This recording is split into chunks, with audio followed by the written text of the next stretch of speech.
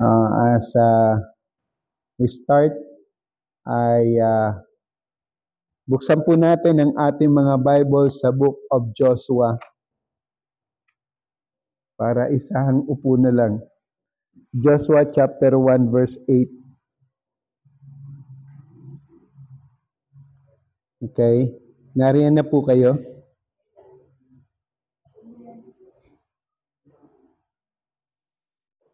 Okay, sige po. So, basahin po natin ang talata pong ito. Okay, let us start. This book of the law shall not depart out of thy mouth, but thou shalt meditate therein day and night, that thou mayest observe to do according to all that is written therein, for then thou shalt make thy way prosperous, and then thou shalt have good success. Tayo po'y manalangin. Lord, once again, maraming salamat po sa iyong mga salita na aming nabasa at sa aming pong pag-aaral. Buksan mo po ang aming puso at kaisipan na amin pong makita at maunawaan ang mga dakilang bagay na nakapaloob sa iyong mga salita. O Lord God, wala po kaming ibang ninanais kundi ang ikaw ay mabigyan namin ng kaluguran. Sumaamin po ang iyong kalakasan at kagalakan. Ito po ang aming dalangin sa tanging pangalan ng aming Panginoon Jesucristo na aming Diyos, Panginoon at tagapagligtas. Amen. Please be seated. Bago ko po talakayin ang talatang ito, inayos ko po munang magbigay ng tanging bilang at ang akin pong aawitin ay Until Then. Okay? Alam nyo, minsan nakakatakot awitin itong mga song na ito kasi ito yung mga song na yung parang tila ba kukunin ka na ng Panginoon. Pero hindi pala dapat matakot kasi ito ay promotion if that happened to us. Amen? Sino po yung nakahanda na humarap sa Panginoon? Wala. Okay. Awitin ko po Until Then. Okay. So, ano po yata kasi -1 eh.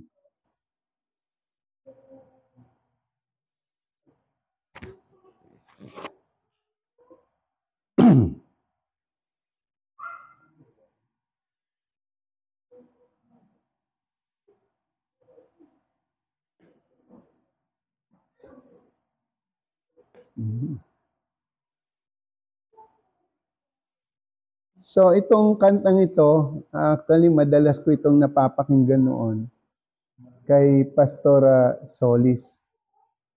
Yung tatay ni Pastor Benji Solis. So, at nais ko pong awitin.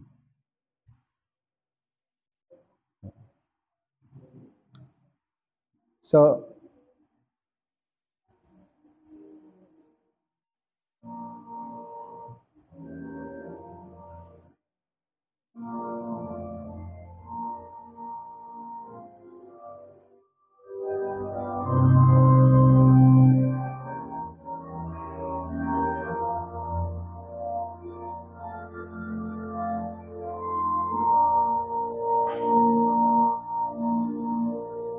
my heart can sing when I pause to remember.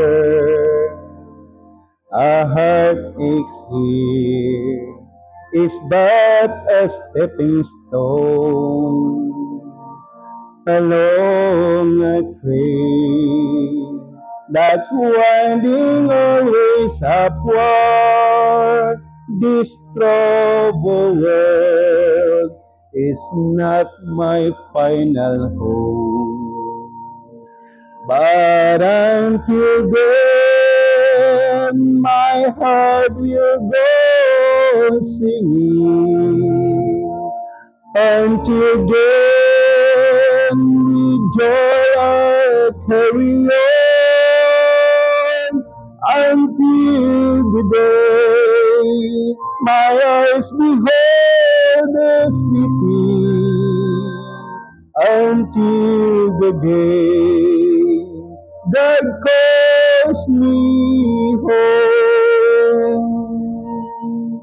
The things of earth will dim and lose their value if we recall they're borrowed for a while, and things of earth that cause the heart to tremble, remember there will only bring a smile.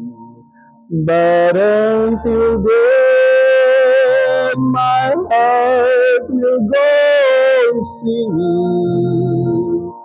Until then, with joy I'll carry on. Until the day my eyes behold the city, until the day God calls me home.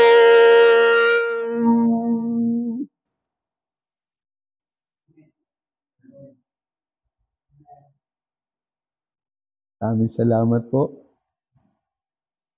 At ito pong aking yung talata po na ating pong binasa kanina.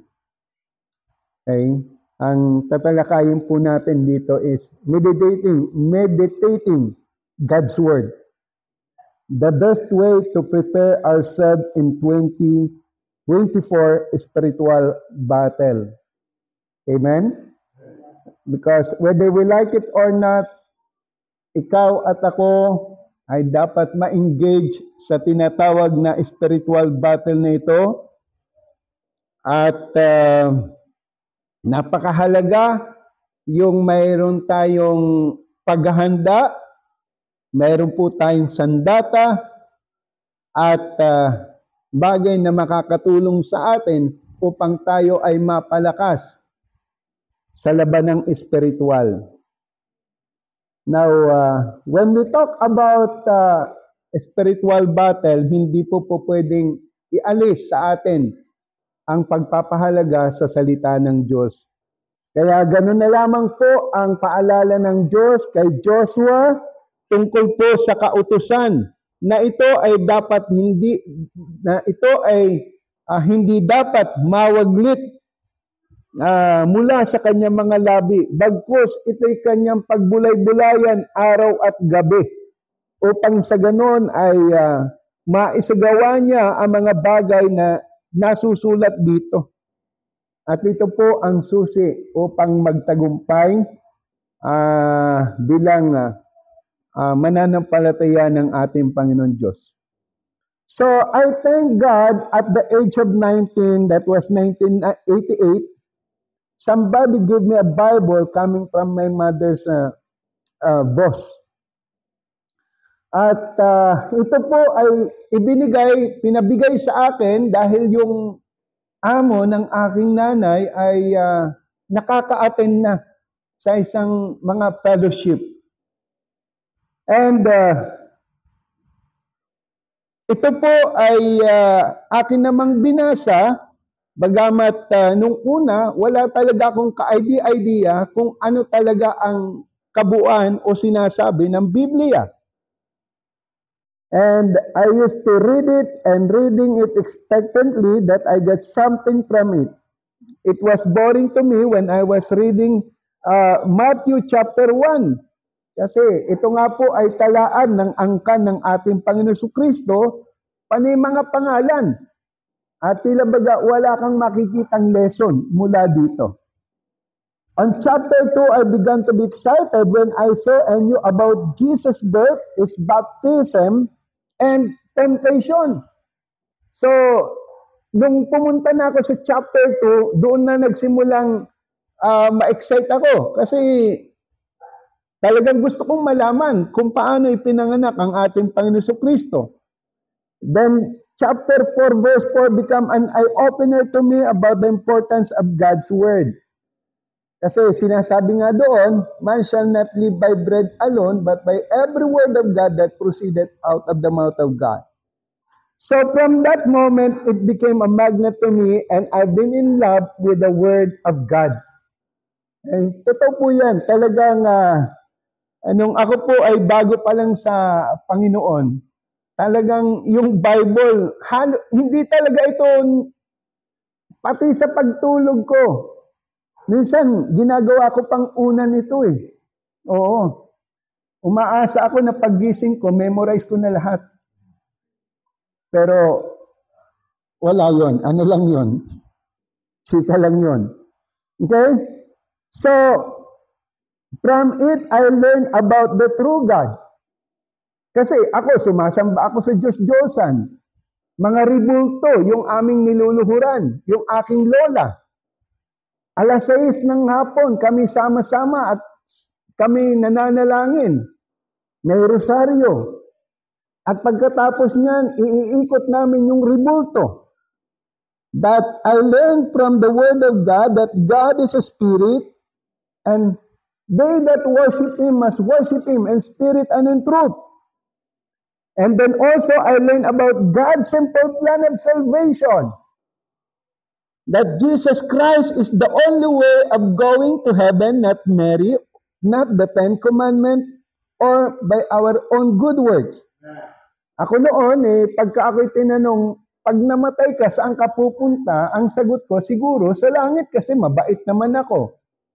Hindi naman ako nang aagrabyado ng tao. Palasimba kami.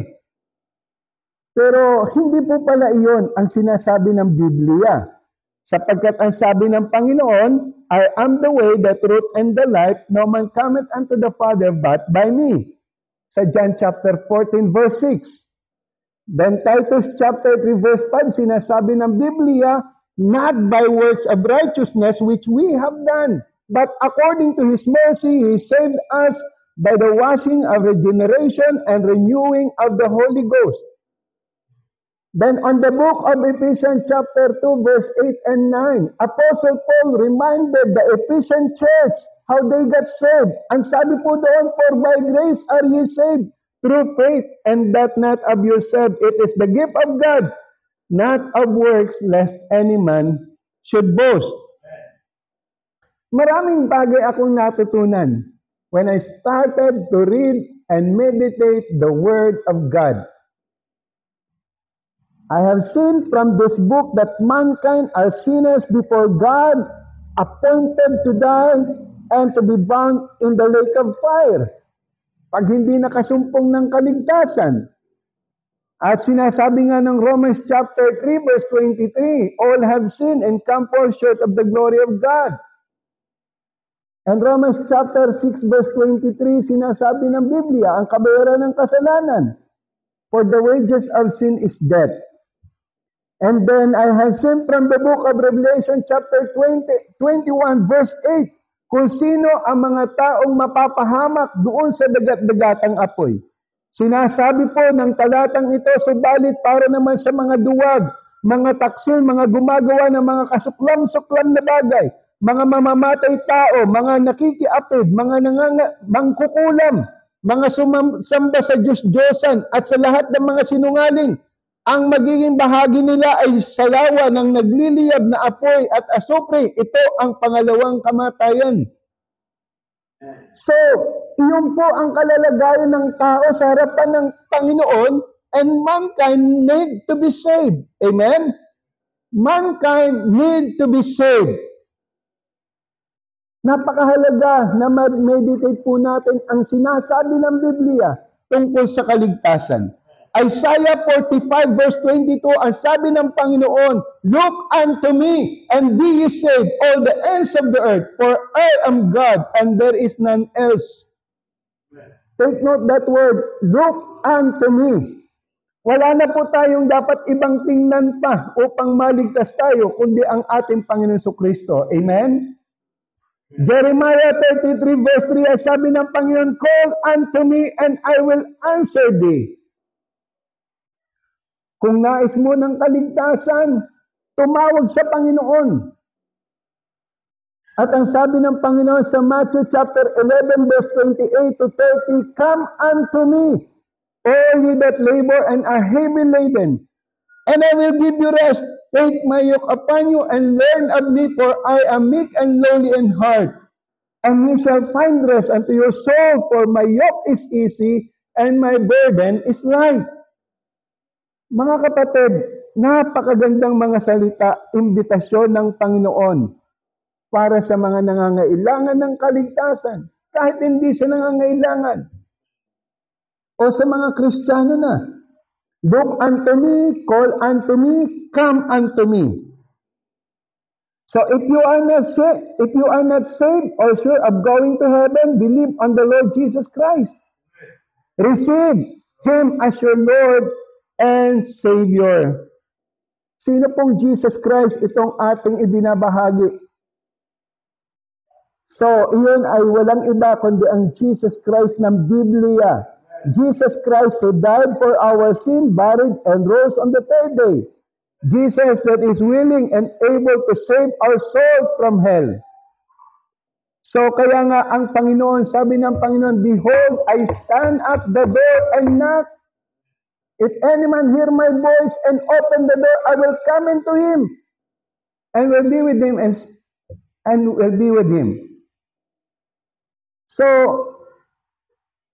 naghihintay lang ang Panginoon na ang tao ay lumapit sa Kanya. Kailan dapat ang pagtanggap sa Panginoon? "Behold, now is the accepted time. Behold, now is the day of salvation." Ngayong narinig mo ang salita ng katotohanan, ang ebanghelyo ng kaligtasan, ngayon ang tamang panahon. So, God's word is absolutely important and essential in the lives of individual Christian. Kaya nga mga kapatid, napakahalaga na ito ay ma-meditate po natin. Ito po ang maghahanda po sa atin sa taong ito, sa ating pakikibaka, sa ating pong labanang espiritual.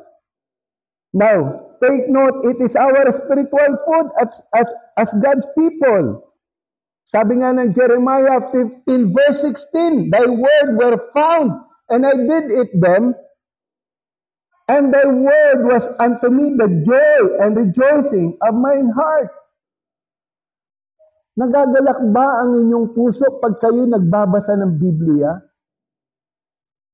Masaya ba kayo na nagbabasa ng salita ng Panginoon? Nai-enjoy nyo ba? O nag-i-endure ka? "Man shall not live by bread alone, but by every word that proceedeth out of the mouth of God." So, hindi lamang po ito spiritual food natin. It is our shield in spiritual warfare. Every word of God is pure. He is a shield unto them that put their trust in Him. And then it is God's key to prosperity and success. Kaya nga sabi ng Panginoon, "For then thou shalt make thy way prosperous, and then thou shalt have good success." It is profitable, kapakapakanabang ang salita ng Panginoon to make us perfect. 2 Timothy chapter 3 verse 16, ang sabi nga po doon, "All scripture is given by inspiration of God and is profitable for doctrine, for reproof, for correction, instruction in righteousness." Doon po, kapakipakinabang. Para ano? "That the man of God may be perfect, thoroughly furnished unto all good works." So we as Baptist people, we believe that the Bible is our only and final authority in matter of faith and practices. Amen? Yes. This is one of our distinctive that we put high regard on the authority of the Bible. Alam niyo po, sa panahon natin ngayon, marami pong mga sekta na talagang mas importante ka sa kanila yung pag-aawitan kaysa pakikinig ng salita ng Panginoon. Mas marami pa yung awitan kaysa sa salita ng Panginoon. So, this is our distinctive na tayo po inilalagay natin ang ating pagtitiwala sa salita ng Diyos. Kung ano ang sinasabi ng Bible, iyon yun. Iyon ang dapat natin panghawakan, hindi yung sinasabi ng tao. Hindi yung kinagisnan nating mga pananampalataya, kung ano lang ang naituro sa atin ng ating mga ninuno. Mga kapatid, ano po ang implication na tayo ay naniniwala na ang Bible, ito yung tanging authority natin, only and final authority in a matter of faith and practices. Ano po ang implication nito?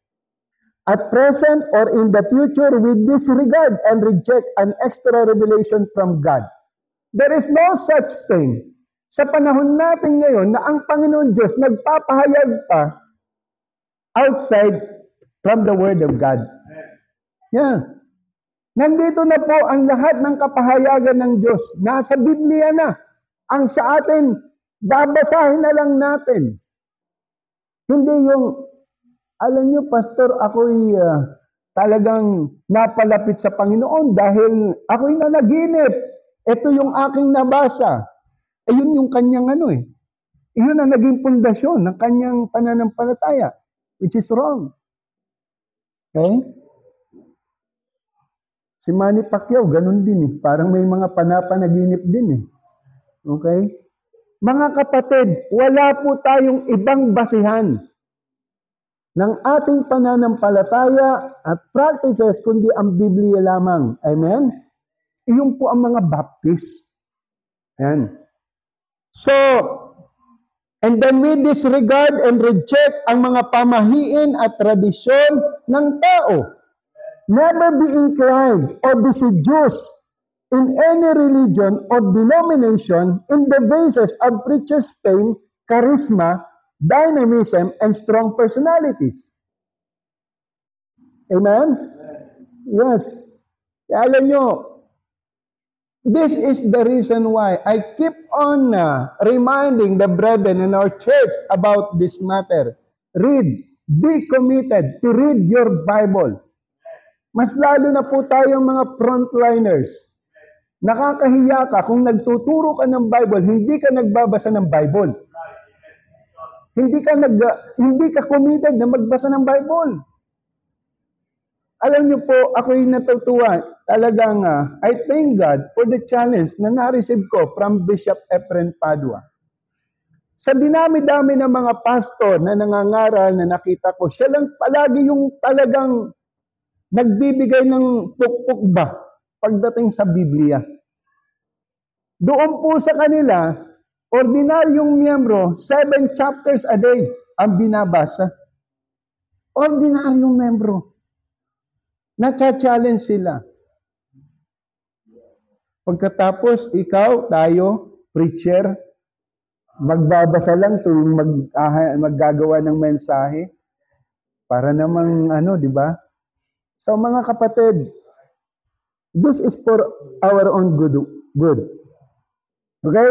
Kaya alam nyo, ang isang Kristiyano na talagang palaging Bible yung hindi mo basta-basta yan matitinag ng kaaway. Ako, nalulungkot ako, meron po sa amin doon. Ilang taon nang uma-attend. Napalikit doon sa kay Kibuloy. Pumunta doon sa baluarte ni Kibuloy, nakita yung ganda ng nila, nakapakinig ng aral. Abay, pagbalik ang sabi,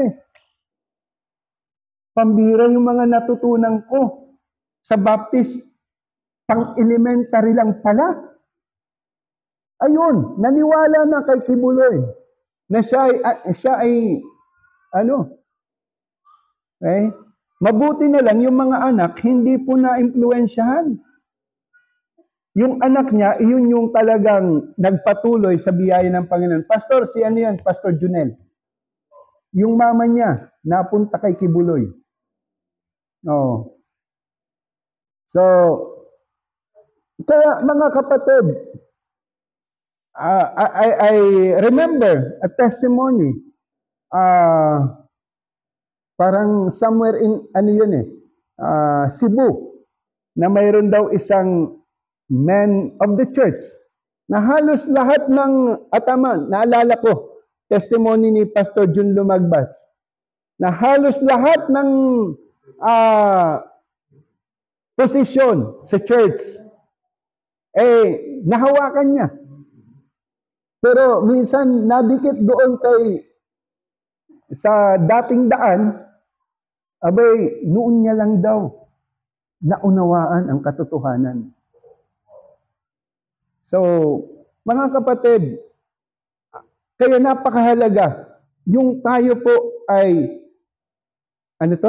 established, rooted, build up, sa salita ng Panginoon. Amen? That's why, be committed to read intentionally yung salita ng Diyos. O, hindi yung, Lord, trip ko ngayon magbasa. Buksan mo po ang aking unawa, magbabasa ako ngayon.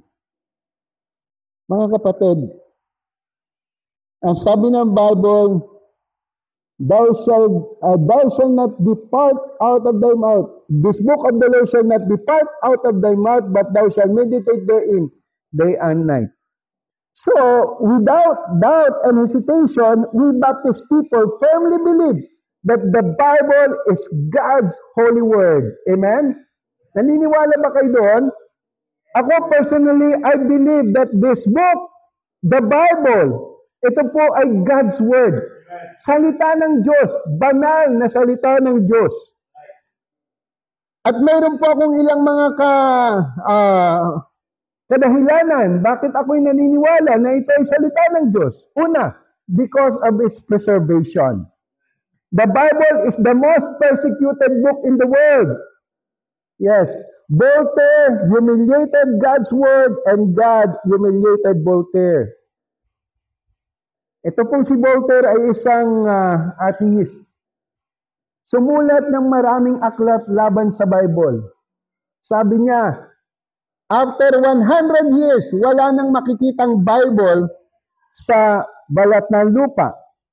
But beloved in the Lord, thousands of years na ang dumaan. Still, the Bible is the best-selling book in the world. Amen? Guinness World Record estimate that over 5 billion copies of the Bible have been sold, making it the best-selling book of all time. Sabi ng Panginoon, heaven and earth shall pass away, but my words shall not pass away. So, preservation. Nagpapasalamat po ako na tayo po ay may nahahawakan salita ng Diyos. Amen? This book is in our hand. Okay? Then, because of its fulfilled prophecy, maniwala ka man o hindi, ang sinasabi ng Bible magaganap, mangyayari. Marami pong mga talata po dito na it is in the form of prophecy at ito po ay nagaganap sa ating kapanahonan at yung iba magaganap pa lang. Hindi ko na po babasahin po, basta nasa Timothy chapter 3 verse 1 to 5 and Matthew chapter 24 verse 5 to 7. So, this is all about prophecy na ngayon ay nangyayari po. Okay? And then also because of its transforming power. Beloved of God, you and I are products of Bible transforming power. Amen? The Word of God leadeth us. Psalms 119:105, thy word is a lamp unto my feet and a lamp unto my path, and a light unto my path. It cleanses us. Sabi ng Psalms 119 verse 9, wherewithal shall a young man cleanse his way? By taking heed thereto according to thy word. Then Psalms 119 verse 11, thy word have I hid in mine heart, that I may not sin against thee. Ang sabi ng Panginoon, John 15 verse 3, now ye are clean through the word which I have spoken unto you. Then the word of God enlighten us. Psalms 119:130. The entrance of thy words giveth light. Amen? The entrance of thy words giveth light. It giveth understanding unto the simple. And also, it give us peace. Psalms 119, 165. Ito po yung talatang naalala ko na ibinahagi noon ni Ma'am Sally Dim. I-memorize nyo to. Bakit na kaya nabanggit ito? Hindi ba sa music lang yun? Oh. So, sabi niya, i-memorize nyo to. Great peace have they which love thy law, and nothing shall offend them. So, I am thankful that we have the Word of God in our hands. Remember, God's Word or the Bible will keep us away from sinning, and sin will keep us away from the Bible. So mga minamahal, paano po dapat natin itrato ang salita ng Panginoon? Number one, don't take God's Word lightly. Don't take God's Word lightly. Dapat big deal sa atin ang salita ng Panginoon. Amen? Every word ng Panginoon, big deal sa atin. Allow yourself to be possessed by it. Kaya nga sabi ng Panginoon, this book of the law shall not depart out of thy mouth. Then meditate it day and night. When we talk about meditating it day and night, ibig sabihin yan, be intentional. Okay? Intentionally and committedly read the Word of God daily. Okay? Kung baguhan ka, you start 1 chapter to 3 chapters a day. Okay? Growing Christian ka, 4 to 5 chapters a day. Church frontliners ka, yan. Dapat umaabot ka na ng 7 chapters a day. Alam nyo, I thank God. As I have said before, na-challenge po ako dun sa sinabi ni Pastor Padua, ipaglaban niyo ang pagbabasa ng Biblia. And from that time, na narinig ko yon, talagang hindi ko na tinigilan ang pagbabasa ng Bible. And every day, talagang, nung una napakahirap sa akin, lalo na, ang taas ng sugar ko, ang labo sa mata, masakit, mahapdi ang mata ko pag magbasa ako. But talagang nilabanan ko lahat yon until such time na naging ano na sa akin, kumbaga sa nasa dugo ko na. Hindi po pwedeng mag-ano po ako nito. Then after reading that 10 chapters a day, I meditate it, then pinapasa ko yan sa mga kapatiran. Pinapasa ko yan. To remind me na dapat araw-araw ko talagang gawin ito. When we read the Bible intentionally, kasi ang Bible po mayroon pong 1,118 chapters. Pag binasa po natin ito intentionally, 10 chapters a day, in 118 days, tapos ang Bible. Kaya alam nyo, si Pastor Padua, sa loob ng 1 taon, nababasa niya ito ng 4 hanggang 5 beses. Yung Bible.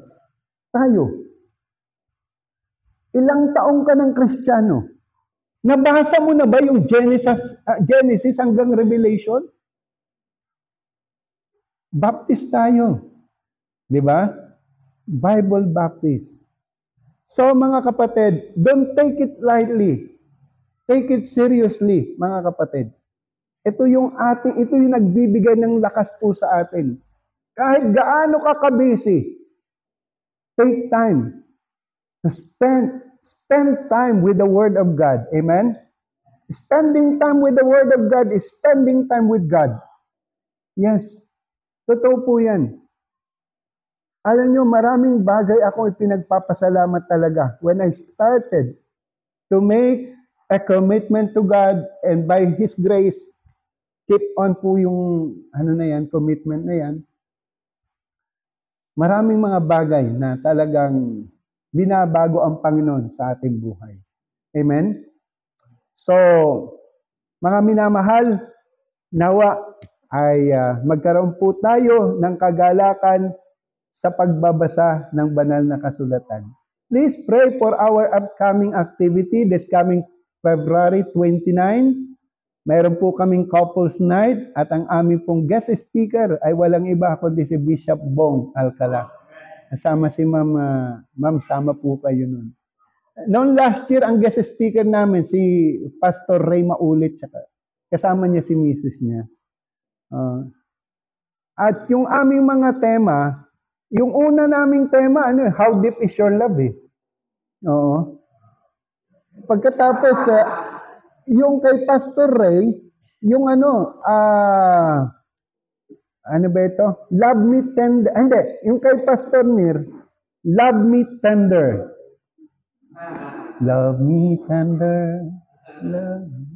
Pagkatapos, nung mag-preach si Pastor Ray Maulit, yung kinanta ni Kenna Rogers, yung Through the Years. Yes. Gusto kong tema namin ngayon, Pastor, I will always love you. Ha? So mga kapatid, yun lamang po. Magandang gabi. Please pray. Thank you. Hopelessly devoted. Basta, thank you. Our gracious and Heavenly Father, we thank you so much sa mensahe. Paalala po sa amin na kami po ay magkaroon ng more time, intentionally, with regards to your word, na hindi lang basahin namin ito occasionally, but we are going to read it on a daily basis, meditate upon thy words, apply it in our lives. If God reminding you of His word, you are free to come, kneel down, and talk to the Lord in prayer. Say good morning.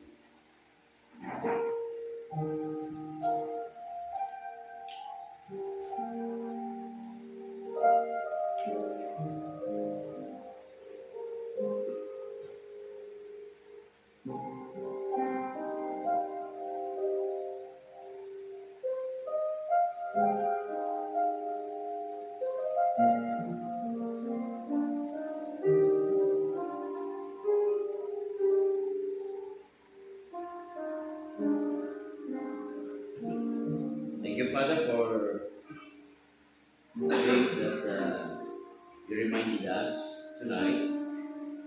The words are always fresh and very inspiring, full of hope, and it really uplifts our spirit and encourages us to go on. And Brother Father, as we praise, take care of us and keep us safe. Yung mga kapatid po namin sa pag-aaral di kinatandungan, nagpabiyahe lagi, lahat ng bayan. At hari nawa, makita niyo ba sa amin? Patuloy na nalingkod sa inyo hanggang sa dalawang buwan. At ito ang dalangin ng salamatan sa madali sa Planet Kristo sa mga Kristo kita.